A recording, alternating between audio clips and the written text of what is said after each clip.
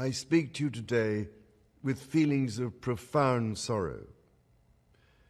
Throughout her life, Her Majesty the Queen, my beloved mother, was an inspiration and example to me and to all my family. And we owe her the most heartfelt debt any family could owe to their mother, for her love, affection, guidance, understanding, and example. Queen Elizabeth was a life well lived, a promise with destiny kept, and she is mourned most deeply in her passing. That promise of lifelong service I renew to you all today.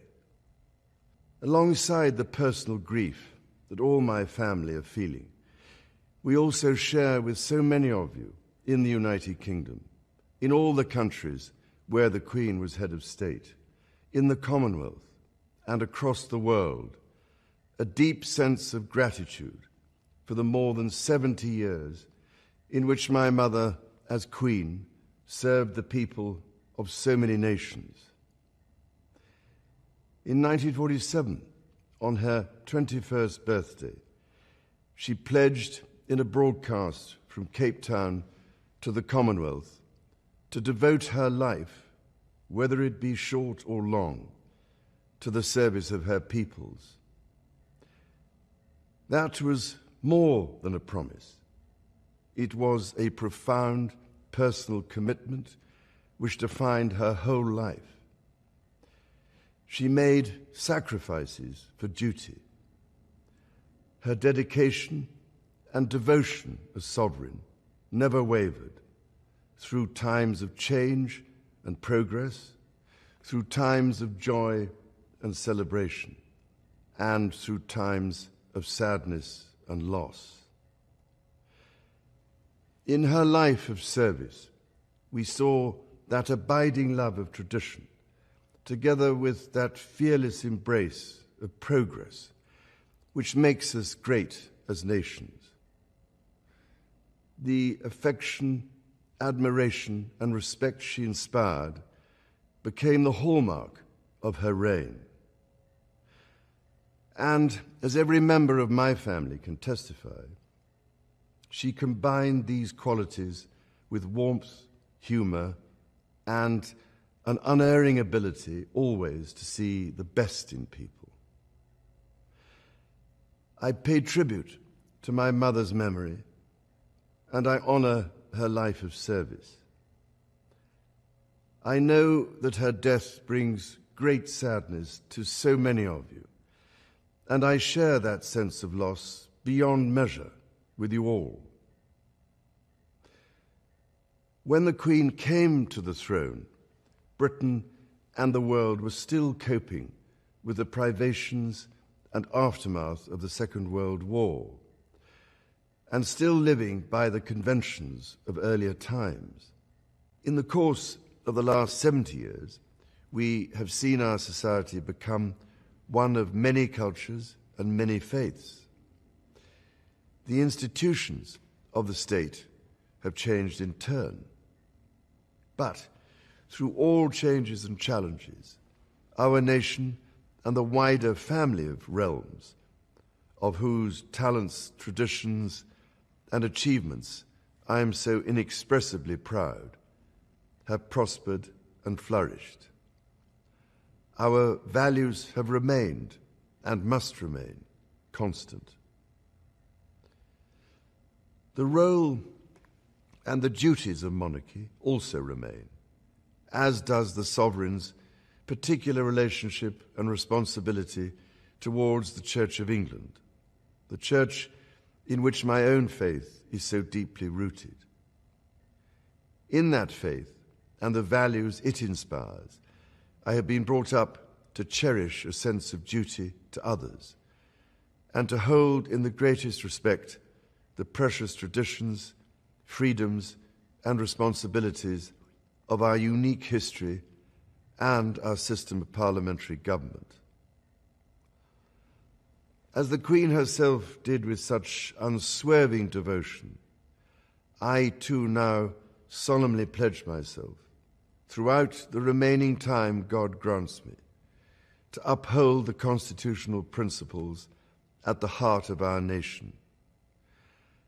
And wherever you may live in the United Kingdom, or in the realms and territories across the world, and whatever may be your background or beliefs, I shall endeavor to serve you with loyalty, respect, and love, as I have throughout my life.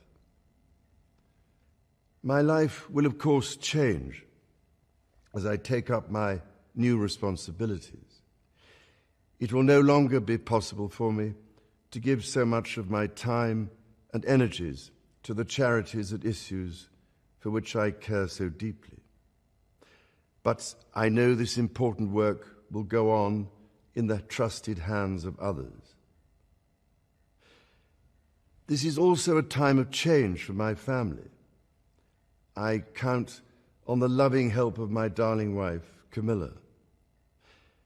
In recognition of her own loyal public service since our marriage 17 years ago, she becomes my Queen Consort. I know she will bring to the demands of her new role the steadfast devotion to duty on which I have come to rely so much. As my heir, William now assumes the Scottish titles which have meant so much to me. He succeeds me as Duke of Cornwall and takes on the responsibilities for the Duchy of Cornwall, which I have undertaken for more than 5 decades. Today, I am proud to create him Prince of Wales, Tywysog Cymru, the country whose title I have been so greatly privileged to bear during so much of my life and duty. With Catherine beside him, our new Prince and Princess of Wales will, I know, continue to inspire and lead our national conversations, helping to bring the marginal to the centre ground, where vital help can be given. I want also to express my love for Harry and Meghan as they continue to build their lives overseas. In a little over a week's time, we will come together as a nation, as a Commonwealth, and indeed a global community, to lay my beloved mother to rest. In our sorrow, let us remember and draw strength from the light of her example. On behalf of all my family, I can only offer the most sincere and heartfelt thanks for your condolences and support. They mean more to me than I can ever possibly express. And to my darling Mama, as you begin your last great journey to join my dear late Papa, I want simply to say this: thank you. Thank you for your love and devotion to our family and to the family of nations you have served so diligently all these years. May flights of angels sing thee to thy rest.